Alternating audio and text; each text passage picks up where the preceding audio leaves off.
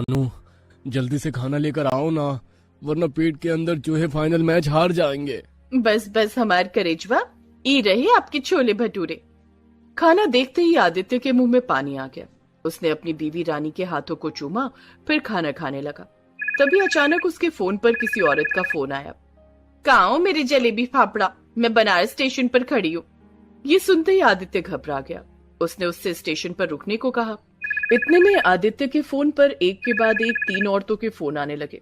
आखिर इतनी सारी औरतों के फोन आदित्य के पास क्यों आ रहे थे, जानने के लिए हमें कहानी में थोड़ा पीछे चलना होगा। एक गरीब औरत लाल साड़ी में अपनी 5 बच्चियों के साथ नाव से नदी पार कर रही थी। बर्फबारी और तूफान इतनी तेज था कि उनका घर बर्बाद हो चुका था, इसलिए वो गांव छोड़कर जा रहे थे। तभी अचानक लैंडस्लाइड शुरू हुआ और चट्टानें टूट टूट कर नदी में गिरने लगी, जिससे नदी का बहाव और तेज हो गया। मेरी बच्चियों, तुम सब मुझे पकड़े रहना, माँ हमको बहुत डर लग रहा है। तभी अचानक नदी का बहाव इतनी तेज आया जिससे नाव नदी में डूब गई। 5 बच्चियों ने अपनी माँ की लाल साड़ी पकड़ रखी। तूफान इतनी तेज था कि 5 बच्चियां अपनी माँ से अलग हो गई। सभी बच्चियों के हाथ में माँ की लाल साड़ी का एक एक टुकड़ा फटकर चला गया। जहाँ पर यह हादसा हुआ वहां से नदियां 5 भागों में बटी थी। 5 बेटियां अलग अलग भागों में बहती चली गई और माँ उन्हें बचा भी ना सकी। अब मैं क्या करूंगी? वो किसी तरह नदी के बाहर निकल आई और लोगों से भीख मांगने लगी। वहीं दूसरी तरफ उसकी 5 बच्चियां नदी में बहते बहते अलग अलग राज्यों में चली गईं। सबसे बड़ी बेटी रानी बनारस घाट पर पहुंच गई, जहां एक पुजारी ने उसे गोद ले लिया। दूसरी बेटी रागिनी बहती हुई गुजरात चली गई, उसे किसी जलेबी फाफड़ा वाले बेचने वाले ने गोद ले लिया। मधु बहती हुई बंगाल की खाड़ी में चली गई, जहां पर उसे एक मछुआरे ने गोद लिया। बाकी की 2 बेटियों में ममता पंजाब पहुंच गई और सबसे छोटी अनीता राजस्थान पहुंच गई। सबसे बड़ी बेटी गंगा घाट पर। बाबा, हमको हमारी अम्मा के पास जाना है। बिटिया, इतनी तेज तूफान में तुम बहती हुई यहाँ आई थी, पता नहीं तुम्हारी अम्मा कहाँ होगी। इसी तरह 5 बेटियां अलग अलग राज्यों में बड़ी होने लगी। 3 बेटियों को अलग अलग लोगों ने गोद लिया था। बाकी की 2 बेटियां भीख मांगकर बड़ी होने लगी और सभी जवान हो गई। एक रोज एक युवा बिजनेसमैन आदित्य किसी काम से गुजरात आया। वहां पर उसने रागिनी को देखा, जो रेडी पर जलेबी और फाफड़ा बेच रही थी। आदित्य ने वहीं पर अपनी कार रोक ली। मैडम, मैं जब भी जलेबी फाफड़ा देखता हूँ ना, तो खुद को रोक नहीं पाता। बाबूजी, हमारे हाथ का जलेबी फाफड़ा जो एक बार खा लेता है ना, वो हमारा ही हो जाता है। रागिनी की मधुर आवाज आदित्य को घायल कर गई। अब वो हर रोज वहाँ जलेबी फाफड़ा खाने आने लगा, क्योंकि उसे रागिनी पसंद आ गई थी। फिर एक दिन उसने उसे शादी के लिए प्रपोज कर दिया। आप इतने बड़े आदमी हैं, हमसे शादी क्यों करेंगे? मेरे बाबा इस दुनिया में नहीं रहे, तब से मैं ये दुकान संभाल रही हूँ। मैं अनाथ हूँ। अरे, इतना स्वादिष्ट जलेबी फाफड़ा कोई नहीं बना सकता ना, बस इसीलिए मैं तुमसे शादी करना चाहता हूँ। इस तरह आदित्य ने रागिनी से शादी कर ली और उसे अपने घर ले आया। उसका गुजरात में ही बहुत अच्छा बंगला था, जहाँ पर रागिनी खुशी खुशी रहने लगी। कुछ दिनों बाद आदित्य किसी काम के सिलसिले में बनारस गया, जहाँ पर उसकी मुलाकात फूल बेचने वाली सबसे बड़ी बहन रानी से हुई। मैंने बनारस की खूबसूरती के बारे में सुना तो था, पर आज देख भी लिया। जरा मुझे कुछ गुलाब के फूल दे दीजिए। बाबू, आप खुद एक गुलाब की तरह लग रहे हो, आपको गुलाब की क्या जरूरत? आपने मुझे बाबू कहा, आपको पता भी है बाबू किसे कहा जाता है? हमारे बनारस में तो हम हर किसी को प्यार से बाबू ही कहते हैं। आदित्य ने उससे गुलाब के फूल लिए और मंदिर चला गया। शाम को उसने देखा कि रानी अपनी दुकान पर ही कंबल ओढ़कर जमीन पर ही सो गई है। आदित्य भागकर उसके पास गया। अब सुनिए, आपका घर कहाँ है? बाबू, हमारा तो यही ठिकाना है। आदित्य को रानी के ऊपर तरस आ गया, इसलिए उसने वहीं मंदिर में रानी से शादी कर ली और वहीं बनारस में उसके लिए एक बंगला खरीद कर दे दिया। कुछ दिनों बाद आदित्य बंगाल गया, जहां उसकी मुलाकात तीसरी बहन से हुई। उससे भी उसने शादी कर ली। फिर वो राजस्थान गया, वहां पर उसे चौथी बहन भीख मांगते हुए मिली। उससे भी आदित्य ने शादी कर ली और लास्ट में वो पंजाब गया, जहां सिग्नल पर उसने भीख मांगते हुए ममता को देखा। उसे कोई आदमी उल्टा सीधा बोल रहा था, पाजी मैंने कल से कुछ खाया नहीं है, कुछ मदद कर दो। ओए कुड़िए, तू आज रात मेरे नाल चल, मैं तेनू खूब सारे पैसे दूंगा। चल हट ठरकी कहीं का।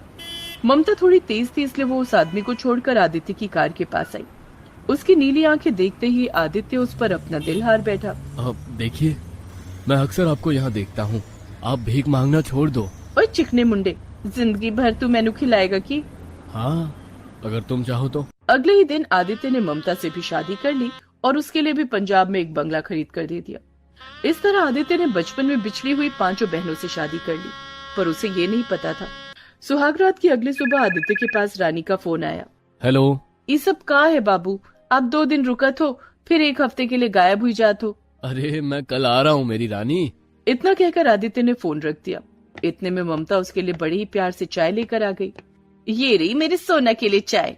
थैंक यू ममता। कुछ ही देर में तैयार होकर आदित्य बनारस चला गया। उसने 2 दिन रानी के साथ वक्त बिताया ही था कि तभी राजस्थान वाली अनीता का फोन आ गया। फोन आते ही आदित्य बाथरूम में घुस गया। मारे को थारी बहुत याद आवे है आदित्य। अरे मैं आज शाम तक आ जाऊंगा। आदित्य उसी दिन रानी को छोड़कर राजस्थान वाली बीवी के पास पहुंच गया। वहां उसने 2 दिन बिताए, तभी बंगाल वाली बीवी का फोन आ गया। मेरे रसगुल्ला आते हो या मैं ही आ जाऊं? अब अरे नहीं नहीं, मैं आता हूँ। अब आदित्य की जिंदगी ऐसे ही कट रही थी। हर बीवी के साथ वो 2 दिन अलग अलग राज्यों में बिताता था। शुरू शुरू में तो सब कुछ ठीक था, लेकिन 1 साल बाद उसकी बीवियों को ये सब अच्छा नहीं लगता था। एक रोज जब वो पंजाब में ममता के साथ था तब, जानम मैनू भी अपने साथ ले चलो। अरे नहीं ममता, वहाँ सिर्फ कंपनी के लोग ही आ सकते हैं। इतने में आदित्य के पास मधु का फोन आया जिस पर लिखा था कोलकाता लिमिटेड। ममता ने देख लिया। आदित्य ने उसके सामने ही फोन उठा लिया। हाँ मैडम, हाँ मैं आज शाम तक आ जाऊंगा। हाँ। इतना बोलकर आदित्य ने फोन रख दिया। ममता तो तेज थी, इसलिए उसने दिमाग लगाया। आज अब जा रहे हो तो क्या आप अपने हाथों से बनी कॉफी मुझे पिला सकते हो? अब हाँ क्यों नहीं, तुम यहीं बैठो, मैं अभी आया। आदित्य अपना फोन वहीं छोड़कर किचन में चला गया। ममता ने कोलकाता कंपनी वाला नंबर अपने फोन में सेव कर लिया। आदित्य के जाने के बाद ममता ने उस नंबर पर फोन किया। देखिए मैडम, 2 दिन बीतते नहीं है कि आप मेरे पति को बुला लेती हैं। तुम्हारी कंपनी विच बीवी अलाउ नहीं है की? ये सुनकर मधु को झटका लगा। पति कंपनी? कौन हो आप? आदित्य मेरे पति हैं, समझी? इतने सालों बाद दोनों बहनें, जो कि अब सौतन बन चुकी थी, आपस में फोन पर लड़ने लगी। खैर रात को जब आदित्य मधु के पास पहुंचा, तब मधु ने बड़ी चालाकी से वो सारे नंबर अपने फोन में सेव कर लिए जो नंबर राजस्थानी, बनारसी और गुजराती नाम से सेव थे, क्योंकि ऐसा करने के लिए ममता ने उससे कहा था। आदित्य के बनारस जाने के बाद मधु ने सभी से बात की। अब 5 एक दूसरे को जानने लगी। बनारस पहुंचते ही आदित्य, बाबू जल्दी से अपने हाथों से छोले भटूरे खिला दो। रानी को सारी सच्चाई पता चल चुकी थी, पर उसने आदित्य को जाहिर नहीं होने दिया। जैसे वो छोले भटूरे बनाकर लाई, वैसे ही आदित्य के पास एक एक करके सभी बीवियों के फोन आने लगे। अब कहानी फिर से वर्तमान में आ गई। आदित्य खाना खाकर बाहर निकला, कार स्टार्ट की और निकल गया। सबसे पहले स्टेशन जाता हूँ। वो जैसे ही स्टेशन पहुंचा, वहां उसकी 5 बीवियां खड़ी थी। आदित्य दंग रह गया। आप हमको धोखा दिए। मारे साथ तूने अच्छा ना करो, तेनू तो छोड़ूंगी नहीं मैं, धोखेबाज। देखो तुम लोगों को मुझे जो सजा देनी है दे दो, लेकिन जरा एक बार सोचो, क्या मैंने तुम सबको कभी भी किसी चीज की कमी होने दी? तुम सबको मैंने जिंदगी में अकेला देखा।